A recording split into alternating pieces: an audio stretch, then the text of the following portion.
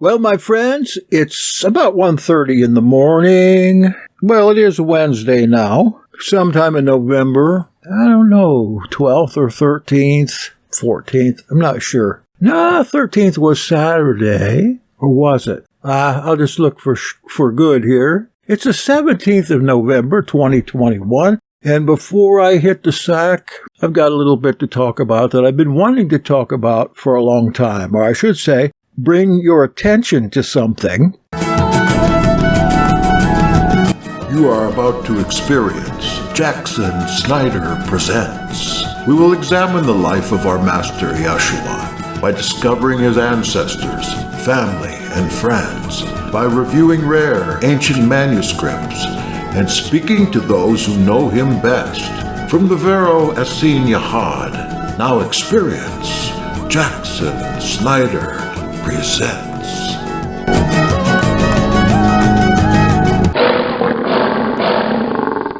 Well, my friends, it's about 1:30 in the morning. Well, it is Wednesday now, sometime in November. I don't know, 12th or 13th, 14th, I'm not sure. No, 13th was Saturday, or was it? I'll just look for good here. It's the 17th of November, 2021. And before I hit the sack, I've got a little bit to talk about that I've been wanting to talk about for a long time, or I should say, bring your attention to something. It has to do with Solomon and Ethiopic literature. And you know, they have a different Bible down there. They have a different canon. The Ethiopic Orthodox Church is one of the very earliest ones that have gone on since the Old Testament times. They're a church that really puts emphasis on the Old Testament and the several extra books that they have, some of which have never even been translated,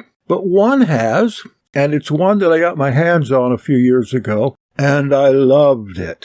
It has the appearance of Solomon in the book. In fact, the book is about Solomon and the Queen of Sheba, and they're coming together in Jerusalem, her going home, having a child, I think his name was Menelik, and her and the child, when he gets grown, coming back to Jerusalem to learn the name of the Father. It's called in English, The Glory of the Kings. However, I see it at Amazon and libraries in the Ge'ez title, the Kebra Nagast.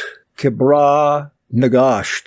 Here, Solomon emerges in this literature, the protoplast of the dynasty that for 7 centuries reigned in Ethiopia. The protoplast that is one of the beginners of the dynasty that clear up until Haile Selassie in the 20th century claimed to come from the loins of Solomon and Menelik, and he undoubtedly did. And Solomon being the father of Menelik, I was pretty close there, who was the legendary founder of the dynasty. The Glory of the Kings has a complicated literary structure and consists of several parts, but most central of them is the narrative that has its starting point in 1 Kings 10, 1 through 13, and paralleled later on by 2 Chronicles 9, 1 through 12, where the visit of the Queen of Sheba to Solomon's court in Jerusalem is narrated. And what a story it is in this old literature. At the beginning, she's first called the Queen of the South, but later her proper name, Nakarada, is introduced. Having heard from Tamrin, a merchant, about King Solomon's wisdom, she decided to meet him and set out on a trip to Jerusalem. Once in the city, she had a series of conversations with Solomon and eventually was invited by him to share a meal and to stay overnight, and that's what started it all. In fact, she didn't have much choice in the matter. She agreed only if Solomon would promise not to touch her, to which he agreed, on condition that she wouldn't take anything that belonged to him. The king cunningly ordered a spicy dinner, and when MacLeod got up in the late of night to drink some water, he seized her. And as a result, she fell pregnant. And let me say, in the Kebra Nagast, it wasn't a mutual thing. It was most definitely what we would call today a rape. She returned then to her country where she gave birth to Menelik, who was Solomon's first son. When he grew up, she sent him to Jerusalem to his father, who recognized him because of his resemblance to his father, with additional proof provided by the ring he had with him that his mother had received from Solomon. In fact, Menelik, as he came in from the coast to Jerusalem, he stopped many places, and the people were astounded because he looked just like Solomon, except for the color of his skin. The color of his skin was darker. But they began to hail Menelik, the new king, as Solomon's heir at this time. After some time, the king sent his son back to Ethiopia, having given orders that the firstborn sons of the Judean aristocracy, Menelik included, would join him on his return trip to his country and stay there. Menelik and his retinue, however, in an understanding reached with Azariah, the son of the archpriest Zadok, stole the Ark of the Covenant from the Jerusalem temple, and in this way it reached Ethiopia. And it's believed to be preserved to this day in the Cathedral of Zion in the city of Aksum. This story is so entertaining that this little review can hardly get to the cleverness of the writer of this old manuscript. One of the more interesting parts of it is how Solomon gets away with this rape. And he was called wise. He was able to get the queen in a position. Well, I'm not going to give the story away. It's a position that I suppose a lot of rapists today put on the people that they want to victimize. It's just like something you heard on the news in the last week. Now, the Glory of Kings was supposedly composed in the 13th century, but the sources, if not the Glory of the Kings itself, were certainly much older. It's the work of a person named Yashak, that is Isaac, an archpriest, known as the one on whom the hand was imposed. He was a religious and civil chief of Aksum, and that source document was supposedly written sometime between 1314 and 1322, during the reign of Amda-Seon, 1313 to 1344. As if it were ordered by the king, it was used for the glorification of his dynasty. Menelik's dynasty, Solomon's dynasty, the queen's dynasty, which was still kept track of in the 14th century from going back to the writer of the Kings, and I'd say, when was that anyway? Probably about 700 BC at least. It gave rise to a political myth that the dynasty had ruled Ethiopia in ancient times, that is allegedly from the reign of Solomon's son, Menelik, including the Aksum epoch, but that usurpers had subsequently seized power. That's happened in our day. At the end of Haile Selassie's reign, the communists came in and took over that place. It's been in an uproar ever since, but if you have an opportunity to look into the life of Haile Selassie, the last independent president of Ethiopia, you're going to see a man who is superior in the 20th century. One of the finest men who did the most for peace and for the world. And I saw one picture of Haile Selassie when Italy invaded Ethiopia during World War II. We see an Italian plane coming down, and Haile Selassie is on his horse riding along. Here comes the plane, and Haile Selassie is shooting at the plane while he's riding with an old rifle. It's probably one of the most interesting pictures that I've ever seen. I need to find it. Maybe I can get it on here as part of the video portion of this program. Now, these usurpers I mentioned, were the I guess you would call it, were the Zagves of Agau, that is, Kushite origin. They ruled Ethiopia for some 250 years as usurpers. However, with the accession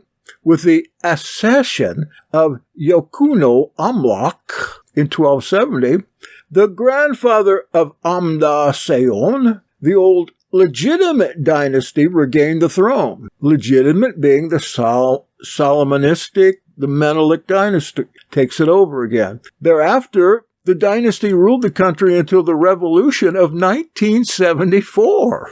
And here's where the article talks about its last scion, or scion, its last inheritor, Emperor Haile Selassie. Obviously, you can tell I think very highly of him. In fact, I think for those Jamaicans who are Rastafarians, Haile Selassie's going to come back. Jah is going to send him back in the guise of Messiah, and he will rule the world with truth and peace.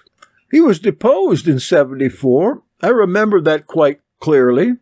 And the monarchy was abolished at that time. The communists came in, but I think that at that time was when I saw, it was in a Big Life magazine. I saw that picture of him riding the horse because I think Life magazine did a big write-up of Haile Selassie when his rule was done or when he passed away, which wasn't too much later than that. He was an old man. However, over the 700 years or so of the dynasty's rule, the legend noted above became part of the national tradition of Ethiopia, rooted deeply in the Ethiopians' consciousness. Indeed, it practically became official doctrine of the state, to the extent that the Constitution of Ethiopia of 1955 proclaimed that, and I quote, "Imperial dignity shall remain perpetually attached to the line of Haile Selassie I, descendant of King Salah Selassie, whose line descends without interruption from the dynasty of Menelik I,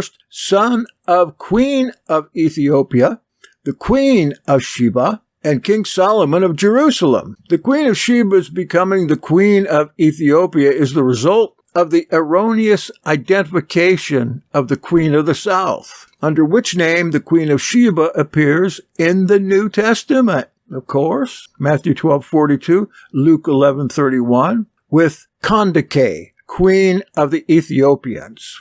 That's how you pronounce it, not Candace. Kandake, pronounced like Kandake with an accent, was the title of the queens of Meroe, but was taken in the New Testament as a proper name. That is, Kandake is not a name. It means queen, and a specific queen of Meroe. The Greek term Ethiopia, spelled Aithiopia, had a different meaning in antiquity from what it has today. It was indiscriminately applied to a vast area south of Egypt that included Nubia, what is today Ethiopia, and sometimes even South Arabia and southwestern India. They're all Ethiopia.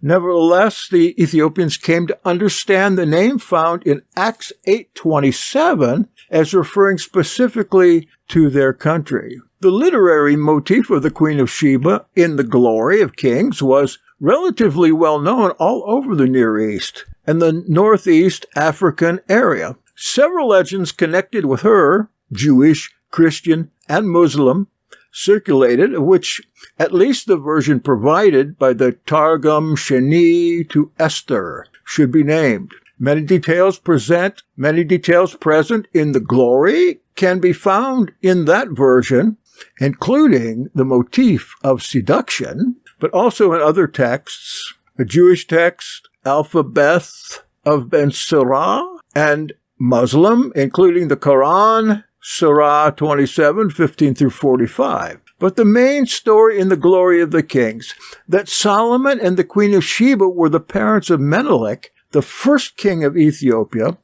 is the invention of the Ethiopian author. Now why? Why did Witakowska have to ruin everything? Of course, how does he know? Are you a Bible believer? Well, I believe that, at least in my studies, I have reason not to doubt that the Queen of the South did exactly what the Kebra Nagast tells us. Also, instead of presenting the Queen as trying to hide the handicap, this is her handicap, her feet were hairy, that Solomon tricked her into revealing, thus putting her in an awkward position. Here she is promoted to a person more equal to Solomon. He probably held that against her. And if you don't lay with me now, I'll tell everybody about your hairy legs. I think that would entice a lot of people today. This move may have been prompted by the Ethiopic translation of the Old Testament in 1 Kings 10:1. She is said to approach Shlomo with wisdom instead of with riddles, as in the Septuagint, from which the Ethiopic Bible translation was made. Consequently, it appears that she was treated almost as equal in wisdom to Solomon, who was widely known as the wise king par excellence. Even Menelik's other name used in the glory, Ibn al-Hakim, the son of the wise man, testifies to that. But the sheer fact that the legend, such as the glory of the kings was composed, shows also the apparently unprecedented ambition by at least some Ethiopians to draw the pedigree of the ruling dynasty back to ancient Israel. In this way, Nabura ad Yashak proved that, quote, Ethiopia was the lawful successor and heir of Israel as the chosen people of Elohim. This is more than a propaganda pamphlet written to bring greater splendor upon the new dynasty. Drawing Ethiopia's pedigree back to ancient Israel reveals a wish to show the Ethiopians as a Vero Israel, a true Israel, notwithstanding the Christian connotation of the term, who were, moreover, the custodians of the true ark. The visit of the Queen of the South to Solomon also had religious consequences. Having learnt about Solomon's Elohim, she abandoned her pagan beliefs in the sun, trees, idols, etc., and converted to the faith of Yahweh of Israel. Chapter 28. Furthermore, Menelik, when in Jerusalem, learned the tenets of Israel's religion before returning to Ethiopia. He was also anointed the king of his country by Zadok, the Israelite priest. Eventually, the people of Ethiopia also converted to the religion of Israel. This can be seen as a fulfillment of Solomon's dream, in which he saw the sun leaving Israel, but shining instead over Ethiopia. Chapter 30. There's yet another aspect of the relationship between Solomon and the Queen of Ethiopia, which Edward Uhlendorf drew attention to. In some modern popular paintings, which you're probably looking at right now on the video portion of this presentation, some copied in Ethiopia even today depict the story of Solomon and Nakarada and Nakarada. Solomon is represented in profile, the pose used to portray evil people, whereas the queen is always en face, that is, in the position reserved for positive figures.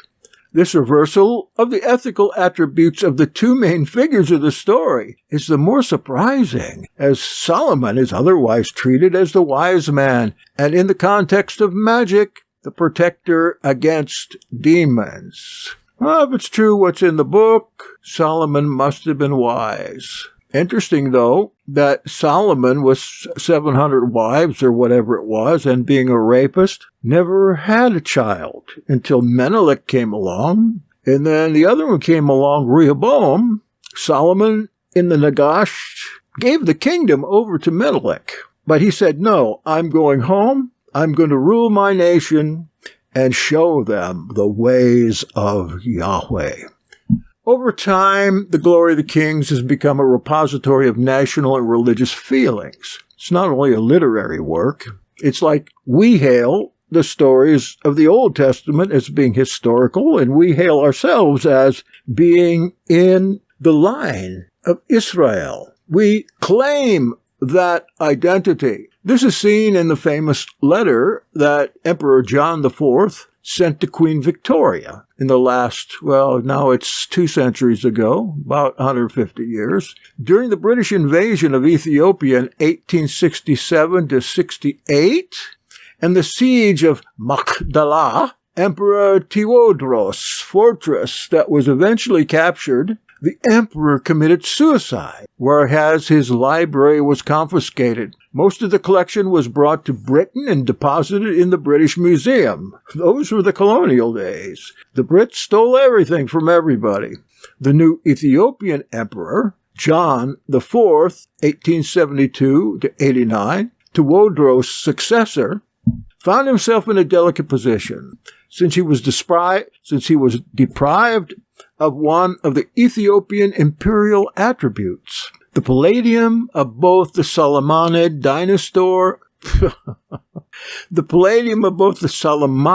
dynasty as well as of the state.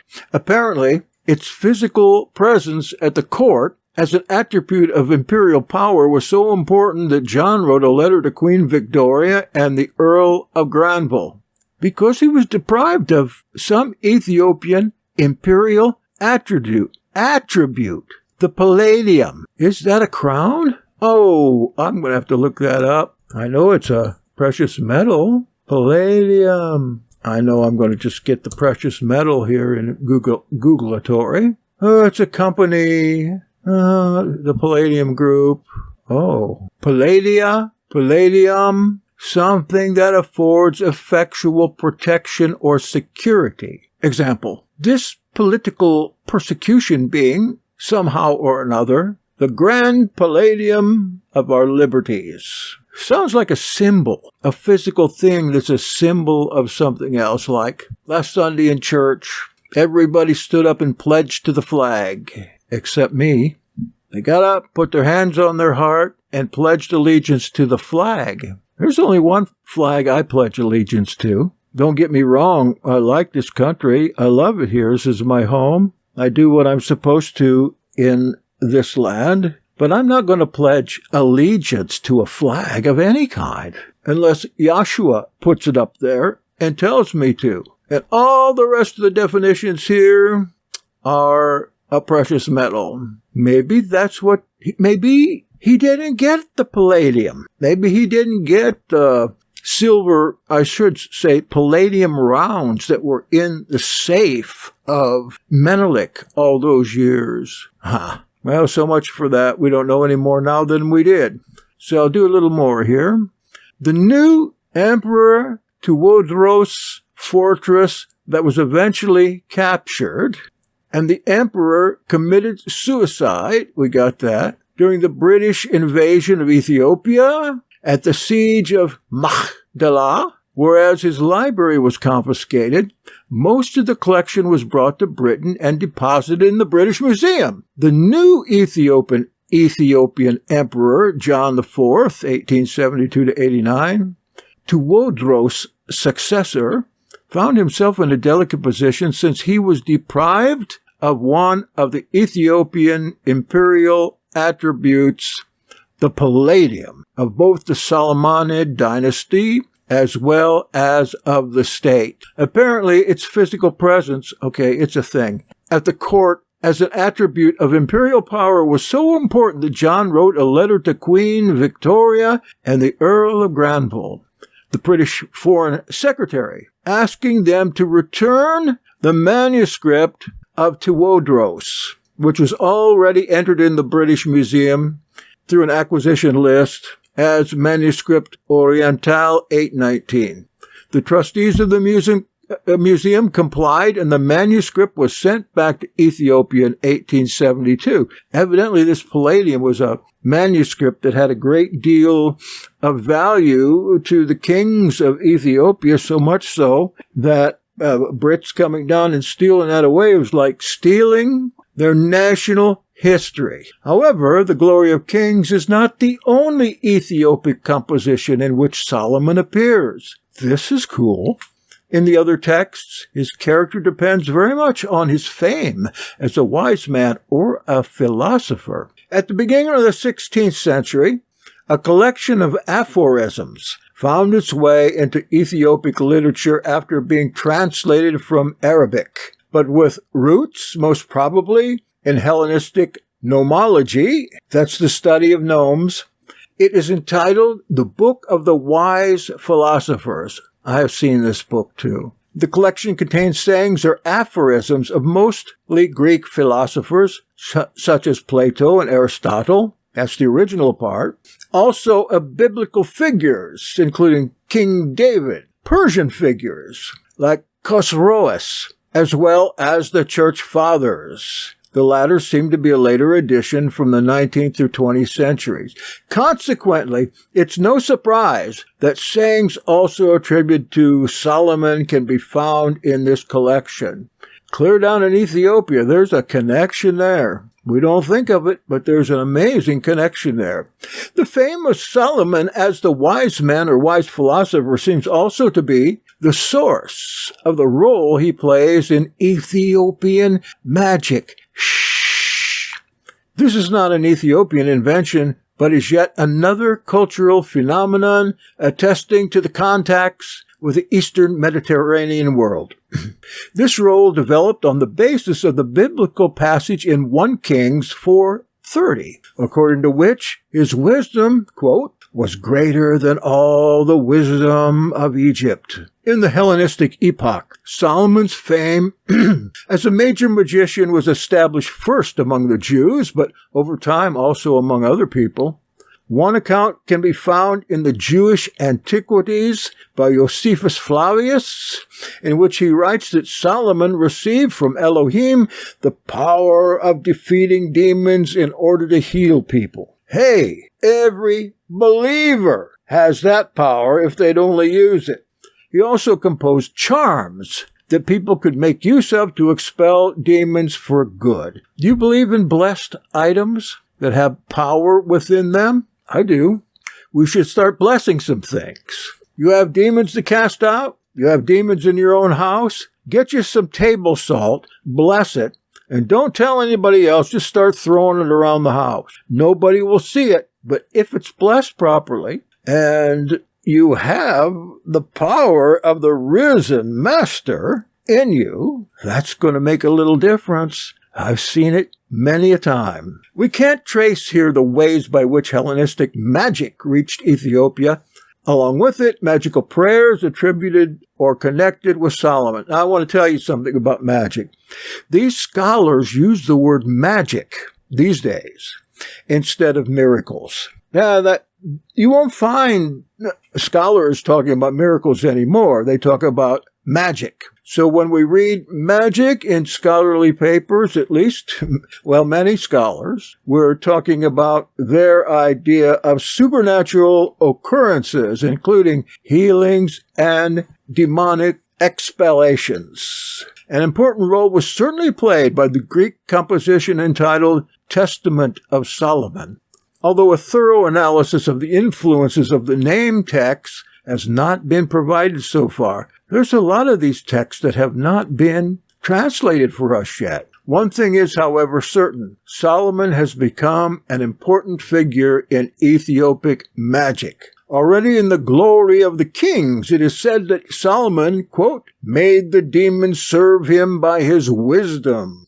It is, however, difficult to say how old other magical texts that involved Solomon are, but there's no questions about their popularity in Ethiopia. Stefan Strelson, in his study of Ethiopic magic, provides a classification of the magical texts, and in his first group, which contains magico-religious texts, There are several items attributed to Solomon. These may be further divided into two groups, the so-called names, or hazmat, and the prayers, or the shalatot. Within the first group, Straussen lists the following examples. And I think I'm going to leave off here, because we're here at a different section concerning magic and manuscripts and what Solomon supposedly did. And I suspect Solomon probably did these things, but they were interpreted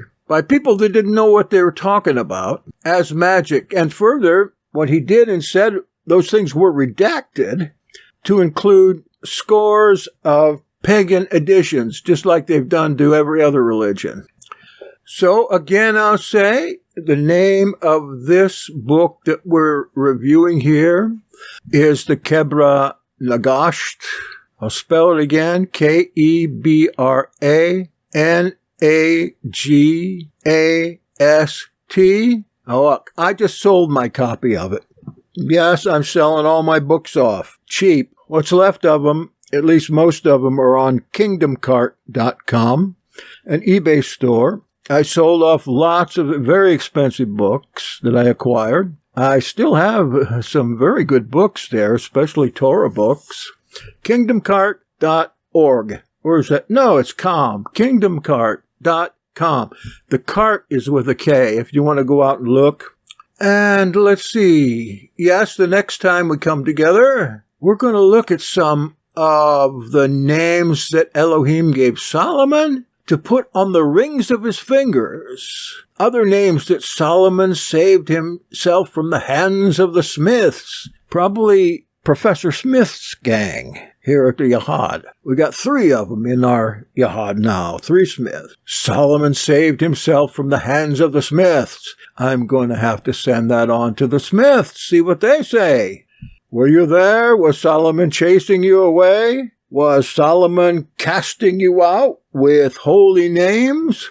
Ah, well, it's time for me to go. Thank you for listening. I want to take up these names and these other examples and prayers and restoration prayers and some other pretty cool ancient texts that you and I never heard of before.